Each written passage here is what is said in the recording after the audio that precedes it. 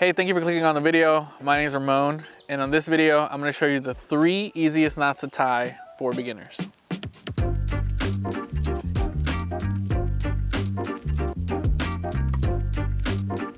So if you're watching this video, you're either just starting out or just want a refresher on some easy to tie knots. The 3 knots I'm gonna cover in this video are the Palomar knot, the Pitzen knot, or the magnet knot, and the Alberto knot. They are super easy to tie, super fast, and they work for me and keep me on the water.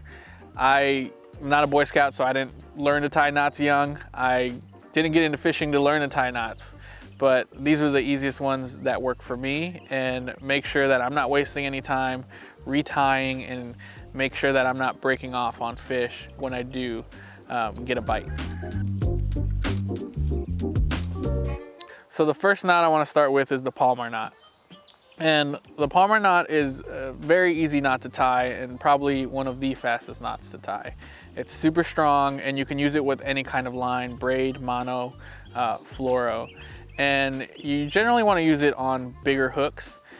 You can use it on smaller hooks, but it gets a little bit difficult to tie when you have those smaller eyelets in the hook. So the first step in tying your Palomar knot is you're going to want to run your line through the eye of the hook.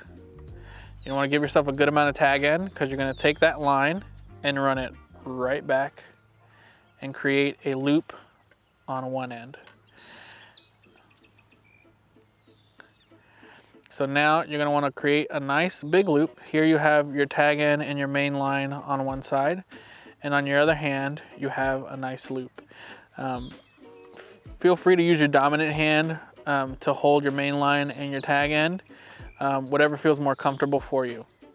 So next step is you're going to want to pinch your loop and you're going to want to pinch your main line and your tag end. You see how I grabbed it in between my middle finger and my ring finger, and then I just pinched them together, because what you're going to do next is you're going to want to tie an overhand knot, the same knot that you use on your first step in tying your shoes. So you're going to want to cross them over and you're going to want to take your loop that you created and run it right through the middle. So what I like to use is my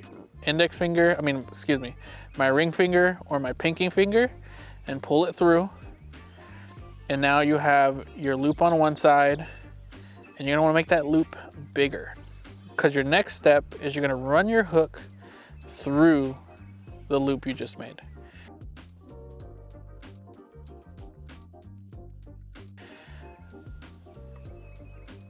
Now you're getting close to the end of finishing your knot. You have all of your line on one side and you have your hook on the other. This is when you're going to want to wet your line, because as soon as you start cinching everything down, if you're using mono or fluoro, that's when you're going to start adding friction to the line. What I like to do is actually pull the tag end to tighten it down, because that way all this line that's getting friction is going to get thrown away anyways. When I use fluoro or mono to tie this knot, it gets all kinky, it gets it ribbons out essentially, and you don't want to use that line because it's all ruined. Sometimes you end up with a little loop like that, and all you have to do is pull your main line. A lot of people like to pull their main line to save line, but that line that they're saving, it's usually getting, the integrity of that line is getting ruined because you're pulling down, you're causing friction. So it's always best to just pull your tag end to tighten it down. And then if you have a little bit excess left over, you can't pull your tag end anymore, you pull your main line and you're good to go. Final step is to cut your tag end. You don't want to cut it too close. You do want to leave a little bit, but not too much. About right there, just in case you do hook into something and it does need to tighten down a little bit. But there you go. That is how you tie the Palomar knot. So the next knot is called the Pitzen knot. I tie it the way I learned it, which was from a trout magnet video. So they call it the magnet knot because they tie it differently. The reason I like this knot is because you can use it on smaller hooks like this guy right here. You can see the eyelet is really tiny, and you can actually use the weight of this jig head to tie the knot faster. It's a fun knot to tie. It's a little bit scary the first time you tie it, but I promise you, as long as you're careful, you're not gonna hurt yourself. So the first step you're gonna wanna do is you're gonna take your jig and you're gonna wanna run your line through the eye of the jig.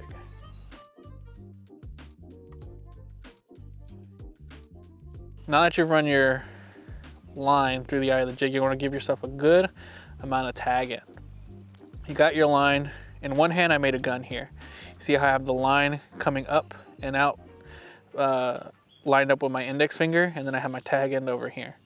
Your next step is you're gonna wanna pinch the line on your tag end, and you're gonna create a little loop, a little bend right here.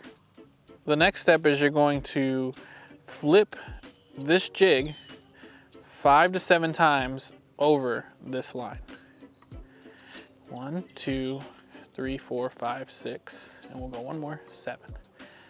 All right, and in this hand, when you pinched it, you made a loop. You're gonna take your tag end and you're gonna put your line right through that loop. Now you have your tag end and your main line on one side. You have your jig on the other. This is when you're gonna wanna wet your line. If you're using fluoro or mono, that's when you wanna wet your line. If you're using braid, not really necessary, and you're gonna wanna tighten it down a little bit, and then you're just gonna pull on your main line and cinch it down right onto the hook. Next step is you clip your tag end.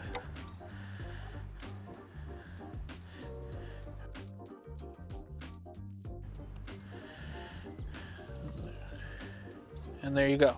You're gonna wanna clip your tag end a little better than I just did there, but that is the Pitzen knot. Super strong knot, great for when you're using little jigs. If you have the lure on it, it helps spin it around as well. Here, we're gonna clean that up really quickly because it's bothering me. It doesn't wanna get cut. And there you go. That's the Pitzen knot.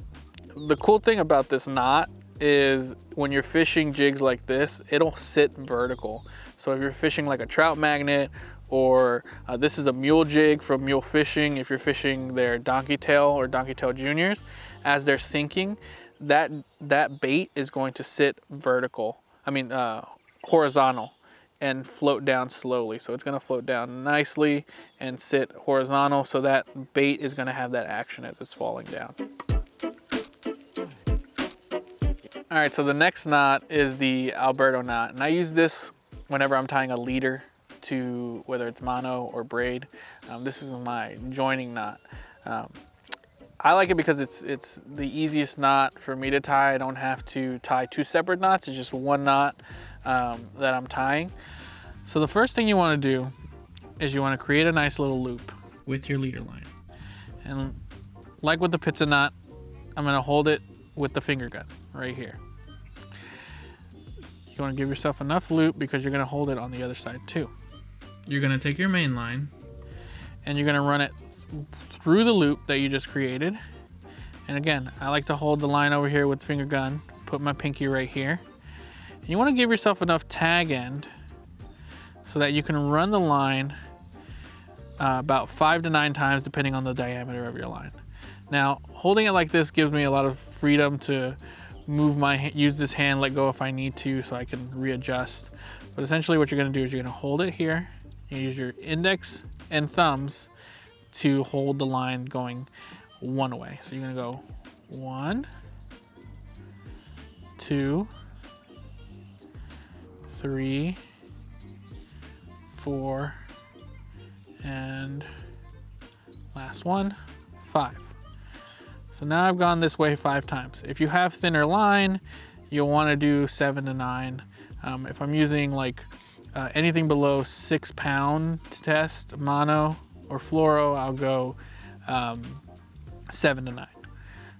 So now we're gonna go the opposite way.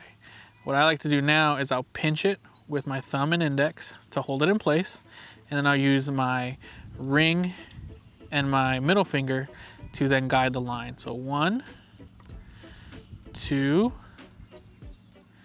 3, and you want to keep it tight.